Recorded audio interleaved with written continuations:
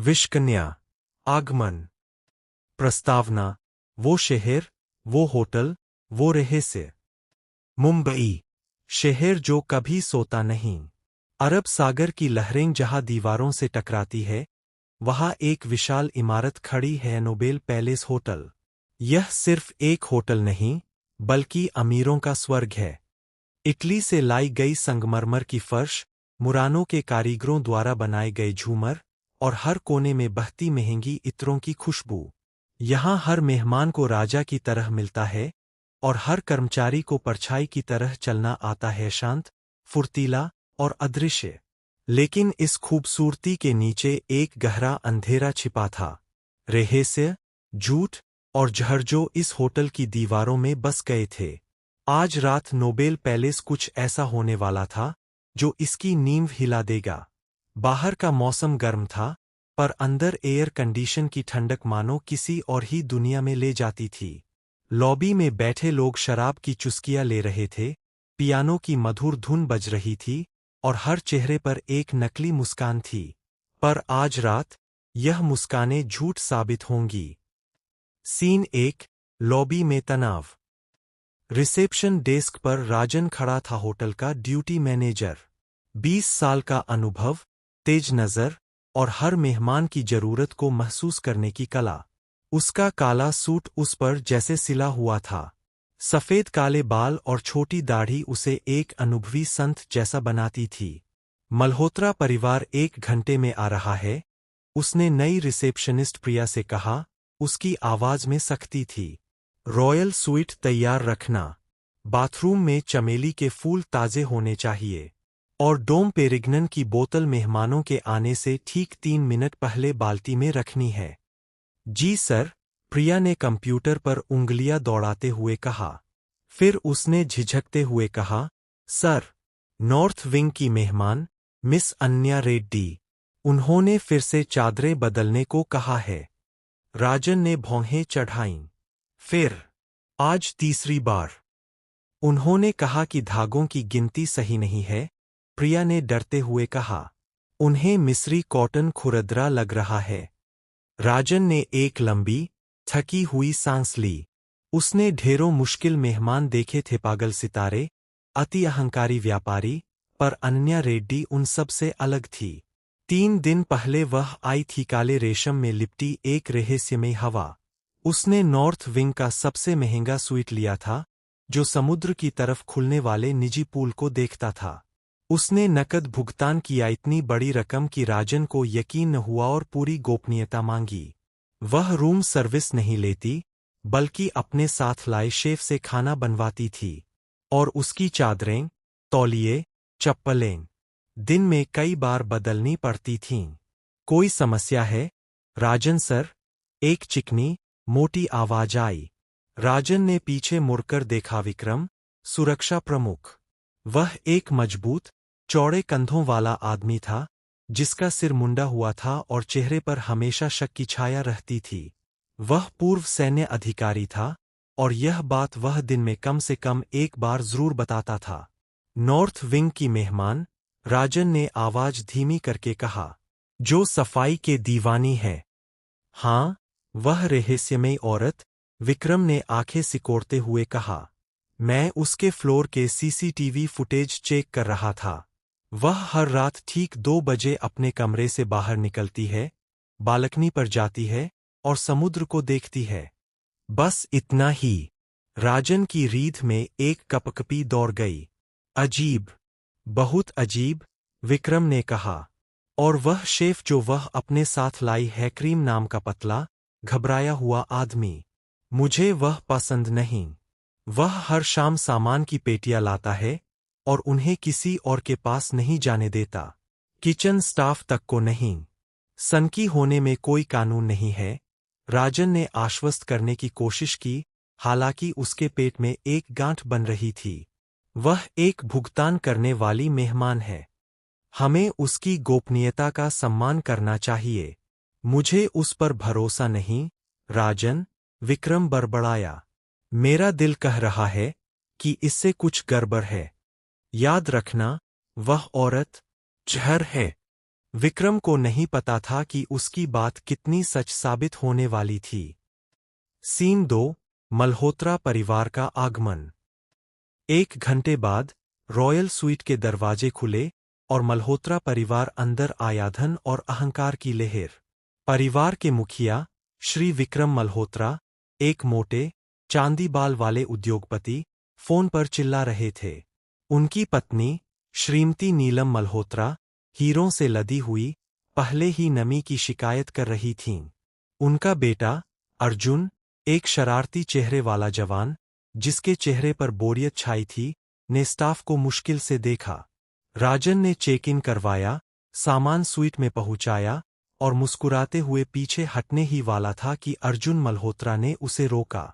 श्री राजन, अर्जुन ने चमकदार टूथपेस्ट वाली मुस्कान दिखाते हुए कहा, मुझे सुनने में आया कि यहाँ एक बहुत दिलचस्प मेहमान ठहरी है, मिस अनन्या रेड्डी। राजन का दिल धड़क गया। इस जवान को उसके बारे में कैसे पता चला? मैं दूसरे मेहमानों के बारे में चर्चा नहीं कर सकता, श्री मल्होत्रा, उसने कूटनीतिक ढंग से कहा। अर्जुन हंसा, एक आवाज जो आकर्षक और शिकारी दोनों थी। अरे, सबको पता है, वह शहर की सबसे चर्चित महिला है, रहस्यमयी उत्तराधिकारिणी, जिसने पिछले हफ्ते सोथबी की नीलामी में नोबल फ्लूर का पूरा स्टॉक खरीद लिया। मेरे पापा बहुत नाराज थे क्योंकि वह मां के जन्मदिन के लिए चाहते थे। राजन ने नोबल फ्लूर के बारे में सुना था। यह एक पौराणिक, कभी न जारी हुई इत्र थी जो एक आंसू के आकार की कांच की बोतल में बंद थी। दुनिया में इसकी कुछ ही बोतलें थीं। यह जानना कि रहस्यमयी मिस रेड्डी ने इसे खरीदा और उसके होटल में ठहरी है, बहुत बेचैन करने वाला था। मैं उनकी खरीदारी के बारे में नहीं जानता, सर, राजन ने सपाट स्वर में कहा। खैर, वह दुर्लभ चीजों की संग्रह करता है, अर्जुन ने कहा, उसकी आंखों में खतरनाक जिज्ञासा चमक रही थी। दुर्लभ इत्र, दुर्लभ शराब, और सुनने में आया है, दुर्लभ जहर। वह झुका, साजिशी अंदाज में फुसफुसाया, वह एक आधुनिक विषकन्या है, आप जानते हैं, एक जहर वाली लड़की। कहते हैं, उसका स्पर्श मौत है।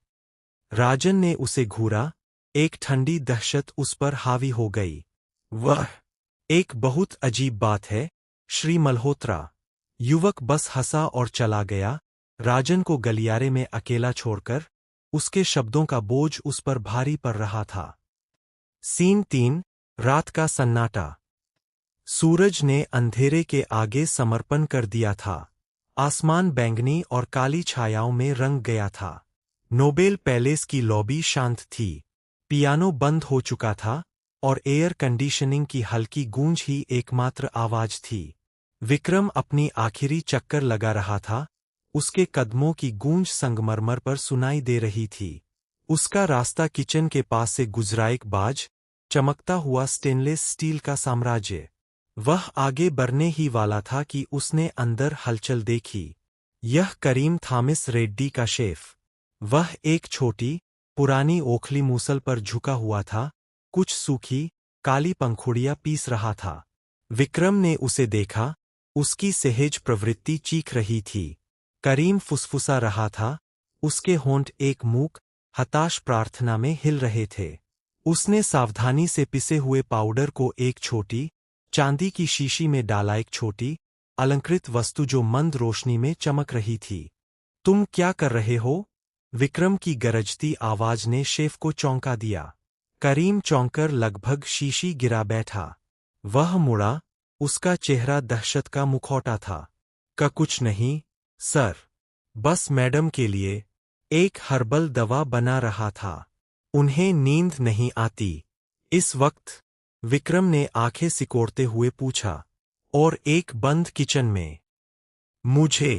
मुझे मैनेजमेंट से इजाजत है, करीम हकलाया, उसकी नजरें बेतहाशा इधर-उधर घूम रही थीं। नॉर्थ विंग की मेहमान के लिए विशेष व्यवस्था। विक्रम एक कदम पास आया। उसने देखा कि शेफ के हाथ जोर से कांप रहे थे। उसने उसकी आंखों में डर देखा और कुछ और, अपराधबोध। वह शीशी मुझे दे, विक्रम ने कम, धमकी भरी आवाज में मांग की। करीम ने शीशी अपनी छाती से चिपका ली। सर, प्लीज, यह सिर्फ एक दवा है। अगर मैडम को नहीं मिली तो बहुत नाराज होंगी। वह मालिक से शिकायत करेंगी। विक्रम रुका। मालिक से शिकायत? वह एक धमकी थी जिसे वह नजरअंदाज नहीं कर सकता था। मालिक, श्री राजेश खन्ना, एक ताकतवर आदमी थे जो अपने अमीर मेहमानों को सबसे ऊपर रखते थे। उन्हें कोई घोटाला नहीं चाहिए था। अनिच्छा से विक्रम पीछे हट गया। ठीक है, वह बड़बड़ाया, लेकिन मैं तुम पर नजर रख रहा हूं, करीम। तुम और तुम्हारी मैडम। अगर मुझे एक और संदिग्ध चीज दिखी तो तुम दोनों बाहर। करीम ने सिर हिलाया और चांदी की शीशी को जान से प्यारे की तरह पकड़कर किचन से बाहर भागा। सीन 4, अनन्या रेड्डी का आना। 1 घंटे बाद राजन अपने छोटे, अस्तव्यस्त कार्यालय में बैठा अगले दिन के ड्यूटी रोस्टर पर काम कर रहा था। उसका सिर दर्द कर रहा था। दिन का तनाव, अजीब घटनाएं, अर्जुन मल्होत्रा के अजीब शब्द, विक्रम की रिपोर्टें, सब कुछ उसके दिमाग में जहर बनकर घुल रहा था। दरवाजे पर एक हल्की दस्तक ने उसे ऊपर देखने पर मजबूर कर दिया। आइए। दरवाजा खुला और एक जवान औरत अंदर आई। वह लंबी थी, उसके सीधे, काले बाल उसकी पीठ पर स्याही के झरने की तरह बह रहे थे। उसकी त्वचा चीनी मिट्टी की तरह गोरी थी और उसकी आंखें बड़ी, काली और अपठनीय थीं। उसने एक साधारण, खूबसूरत किरमिजी साड़ी पहनी थी जो उसकी गोरी त्वचा पर आग की तरह चमक रही थी। उसके माथे पर एक लाल बिंदी थी। यह मिस अनन्या रेड्डी थी। राजन उछलकर खड़ा हो गया, उसका दिल जोर-जोर से धड़क रहा था। मैडम, मुझे माफ करें, मुझे उम्मीद नहीं थी कि आप। प्लीज, श्री राजन, उठें नहीं, उसने कहा। उसकी आवाज एक मधुर फुसफुसाहट थी जो अजीब तरह से मोहक थी। यह एक आवाज थी जो उसे शहद की तरह चिकनी और बर्फ की तरह ठंडी लग रही थी। मुझे आशा है कि मैं परेशान नहीं कर रही हूं। बिल्कुल नहीं, मैडम, उसने कहा। उसका मुंह अचानक सूख गया। मैं आपकी क्या मदद कर सकता हूं? वह कमरे में सरक गई, उसकी चाल तरल और मूक थी, जैसे कोई भूत। चंदन और चमेली की हल्की खुशबू उसके पीछे रह गई। वह उसके डेस्क के सामने कुर्सी पर बैठ गई, उसके हाथ उसकी गोद में मुड़े हुए थे। उसमें एक अलौकिक शिष्टता का आभास था। मैंने देखा कि आप मुझे देख रहे हैं, उसने कहा। उसकी काली आंखें उसे एक अजीब तीव्रता से बांध रही थीं। आप बहुत चौकस आदमी हैं, श्री राजन। मैं इसकी कद्र करती हूं। यह आपके पेशे में एक मूल्यवान गुण है।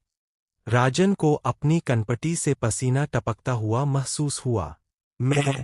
मैं सिर्फ अपने मेहमानों का आराम सुनिश्चित कर रहा हूं, मैडम। बेशक, उसने कहा। उसके होठों पर एक मंद, भयानक मुस्कान खेल रही थी। मुझे आने के बाद से तबीयत ठीक नहीं है। मौसम बदलाव, आप जानते हैं। मेरा शेफ, करीम, बहुत प्यारा है। वह मेरी दवाई बना रहा है, लेकिन वे बहुत कारगर नहीं रहीं। मुझे सुनकर बहुत दुख हुआ, मैडम, राजन ने कहा। उसकी आवाज मुश्किल से फुसफुसाहट थी। शायद मैं कोई डॉक्टर सुझा सकता हूं। मुझे डॉक्टरों पर भरोसा नहीं, श्री राजन, उसने कहा। उसकी मुस्कान थोड़ी बढ़ गई। बहुत सारे सवाल हैं जिनका जवाब मैं नहीं देना चाहती। लेकिन आप एक ऐसे आदमी लगते हैं जो समझदारी को समझता है। बताइए, क्या आपके सुरक्षा प्रमुख समझदार है? राजन का खून ठंडा हो गया। श्री विक्रम बहुत पेशेवर आदमी है, मैडम। हाँ, वे लगते तो है, उसने कहा। उसकी आवाज अब एक गुप्त स्वर में गिर गई। मेरे शेफ के साथ उनकी बहुत दिलचस्प बातचीत थी। मैंने उसे अपने कमरे के सीसीटीवी फीड पर देखा। वह चिंतित लग रहे थे। हाँ, वे लगते तो है, उसने कहा। उसकी आवाज अब एक गुप्त स्वर में गिर गई। मेरे शेफ के साथ उनकी बहुत दिलचस्प बातचीत थी। मैंने उसे अपने कमरे के सीसीटीवी फीड पर देखा। वह चिंतित लग रहे थे। मुझे यकीन है कि वह सिर्फ एक रूटीन चेक था, मैडम, राजन ने हकलाते हुए कहा। उसका दिमाग दौड़ रहा था। वह अपने कमरे से सीसीटीवी फीड मॉनिटर कर रही थी। बेशक वह कर रही थी। शायद, उसने कहा, शान से खड़ी होकर। मैं सिर्फ आपको चेतावनी देने आई थी, श्री राजन। मैं बहुत निजी इंसान हूं। मुझे दखलंदाजी से नफरत है। यह मुझे वह करने पर मजबूर कर देती है जो अप्रिय है। वह दरवाजे की ओर चली, फिर रुकी, अपने कंधे के ऊपर पीछे देखा। मंद रोशनी में उसकी आंखें एक भयानक एम्बर रोशनी से चमक रही थीं। और एक बात, श्री राजन, वह इत्र, नोबल फ्लूर। क्या आप जानते हैं इसका बेस नोट क्या है? राजन ने चुपचाप सिर हिलाया। रात में खिलने वाली चमेली, उसने धीरे से कहा। बहुत दुर्लभ, बहुत ताकतवर। कहते हैं यह दिल रोक सकती है। और फिर वह चली गई, राजन को उसकी कुर्सी पर कांपता हुआ छोड़कर। उसके इत्र की हल्की खुशबू हवा में बची रही, एक खुशबू जो अब उसे किसी गहरी, बहुत गलत चीज से जोड़ती थी। अर्जुन का सामना। अर्जुन मल्होत्रा ऊब गया था। अपने माता-पिता के साथ रात का खाना व्यापारिक बातों और जबरदस्ती की खुशमिजाजी का एक थकाऊ सिलसिला था। उसे उत्साह चाहिए था, एक रोमांच। उसे नॉर्थ विंग की रहस्यमयी महिला याद आई। विषकन्या, उसके बारे में सोचना, इतनी अजीब और खतरनाक, मादक था। वह उससे मिलना चाहता था, खुद देखना चाहता था कि अफवाहें सच है या नहीं। अपने माता-पिता को उनके रात के कर्मकांडों के लिए छोड़कर, उसने लिफ्ट ली और 7वीं मंजिल पर गया। नॉर्थ विंग भयानक रूप से शांत था। गलियारा मंद रोशनी से भरा था, मोटा कालीन उसके कदमों की आवाज को दबा रहा था। उसे स्वीट 701 का दरवाजा मिला। वहां कोई कीकार्ड स्लॉट नहीं था, सिर्फ एक अजीब, पुराना ताला था। उसने दस्तक देने के लिए हाथ उठाया, लेकिन उसकी उंगलियां लकड़ी को छूने से पहले ही दरवाजा खुल गया, मानो उसका इंतजार कर रहा हो। वह वहां खड़ी थी, अब भी अपनी किरमिजी साड़ी में, एक गिलास लाल शराब हाथ में लिए। श्री मल्होत्रा, उसने कहा, उसकी आवाज चिकनी और आमंत्रित करने वाली थी। मुझे आपका इंतजार था। उसे उत्साह की लहर महसूस हुई। आपको? मैंने आपको सीसीटीवी पर देखा, उसने कहा, एक तरफ हटकर। कृपया, अंदर आइए। मैं बस एक ड्रिंक लेने वाली थी। वह स्वीट में गया, उसकी आंखें फैल गईं। यह रॉयल स्वीट से भी अधिक शानदार था, जो कीमती कलाकृतियों और पुरानी चीजों से भरा था। हवा चंदन, चमेली और कुछ और धात्विक, पुराने पैसों की तरह महक रही थी। आपके माता-पिता, मुझे लगता है, सो गए हैं? उसने उसके पीछे दरवाजा बंद करते हुए पूछा। वे सोने वाले थे। वह हकलाया, अचानक थोड़ा बेचैन महसूस कर रहा था। वह कमरे के बीच में एक छोटी, अलंकृत मेज की ओर सरकी, जिस पर 2 गिलास, पानी का एक जग और एक चमड़े से बंधी किताब रखी थी। उसने जग से पानी जैसा कुछ अपने गिलास में डाला। क्या आप कुछ लेंगे? उसने पेशकश की, उसकी आंखें चमक रही थीं। क्या यह जहर है? उसने मजाकिया अंदाज में पूछा। वह हंसी, एक आवाज जैसे तूफान में हवा की घंटियां बज रही हों।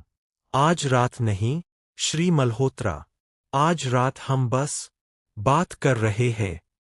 उसने उसे पानी का एक गिलास दिया। उसने लिया, उसकी उंगलियां उसके हाथ से छू गईं। उसकी त्वचा अस्वाभाविक रूप से ठंडी थी, लगभग सरीसृप जैसी। उसे एक झटका लगा, एक अजीब, रोमांचक डर। उसने गिलास अपने होठों तक उठाया, एक छोटा, शिष्ट घूंट लेने का इरादा था। वह प्यासा था, लेकिन जैसे ही गिलास का किनारा उसके निचले होंठ को छूने वाला था, उसने आगे बढ़कर अपनी नाजुक उंगलियां उसकी कलाई पर रख दीं। वह मत पियो, उसने धीरे से कहा, उसकी आवाज अचानक सारी गर्मी खो चुकी थी। यह गलत गिलास है। वह जम गया, पानी की तरफ, फिर जग की तरफ, फिर उसकी तरफ देखा। आपका क्या मतलब है? मेरा मतलब, उसने कहा, पास आकर, उसकी सांस उसके कान के पास ठंडी थी, कि मैं वह नहीं हूं जिसकी आपको चिंता करनी चाहिए, श्री मल्होत्रा। इस होटल में और भी खतरे हैं। गहरे, अंधेरे खतरे। मैं बस एक ध्यान भटकाने वाली चीज हूं। और फिर वह पीछे हट गई, उसका चेहरा शांत मनोरंजन का मुखौटा था। आपको अब जाना चाहिए। आपको आज रात का रोमांच मिल गया। अपने कमरे में जाइए। भूल जाइए कि आपने मुझे कभी देखा। वह लड़खड़ाता हुआ पीछे हटा, उसका दिल उसकी पसलियों के खिलाफ धड़क रहा था। उसे समझ नहीं आ रहा था। वह भ्रमित और डरा हुआ था। उसने बिना एक शब्द कहे स्विच छोड़ दिया, गलियारे में भागा, उसका दिमाग चकरा रहा था। अपने स्वीट में वापस, उसकी माँ लिविंग रूम में उसका इंतजार कर रही थी, उसके हाथ में जूस का गिलास था। अर्जुन, तुम कहाँ थे? मुझे चिंता हो रही थी। कुछ जूस पी लो, तुम पीले पड़ गए हो। उसकी माँ ने उसे गिलास दिया। वह अब भी काँप रहा था। वह उसे बता नहीं सकता था कि वह कहाँ गया था।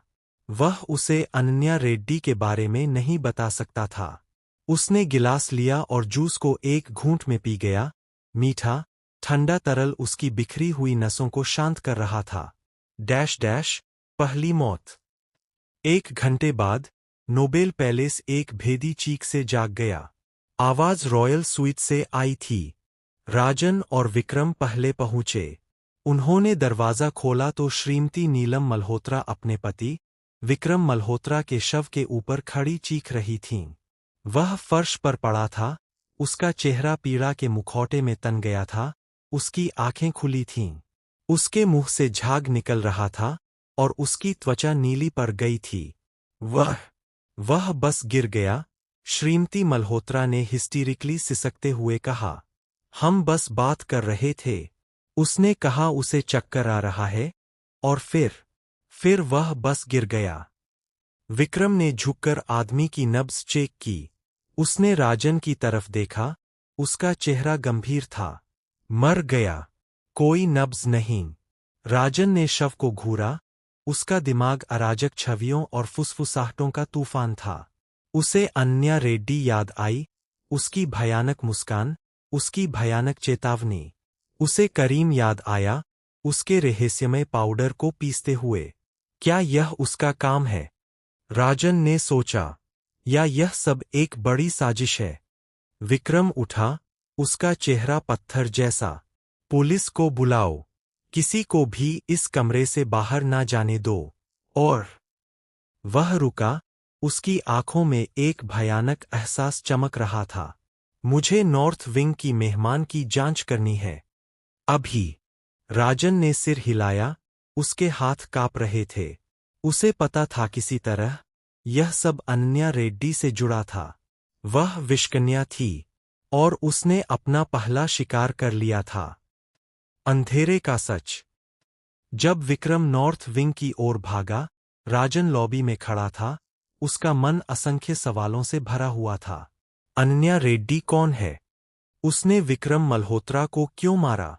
और नोबल फ्लूर का रहस्य क्या है?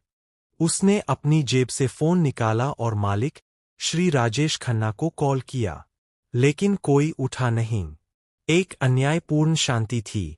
तभी उसकी नज़र रिसेप्शन डेस्क पर पड़ी। प्रिया वहां बैठी काँप रही थी, उसके हाथ में एक छोटा सा नोट था। सर, यह अभी अभी मिला। किसी ने डेस्क पर रख दिया। राजन ने नोट लिया। उस पर केवल एक पंक्ति लिखी थी। पहला शिकार हो गया। बाकी का खेल जारी है। अरे! राजन का दिल धड़कना भूल गया। AR, अनन्या रेड्डी। वह नोट को देखता रहा, और उसे एहसास हुआ यह सिर्फ एक हत्या नहीं थी। यह एक घोषणा थी। एक खेल की शुरुआत। और वे सब इस खेल के मोहरे थे।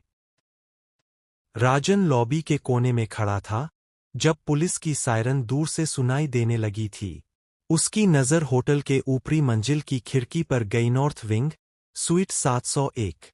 वहाँ, अंधेरे में, एक छाया खड़ी थी। अनन्या रेड्डी। वह नीचे देख रही थी, राजन की आंखों में सीधे, और उसके होठों पर वही मंद, भयानक मुस्कान थी, जैसे वह कह रही हो, खेल शुरू। राजन ने अपनी मुट्ठी भींच ली।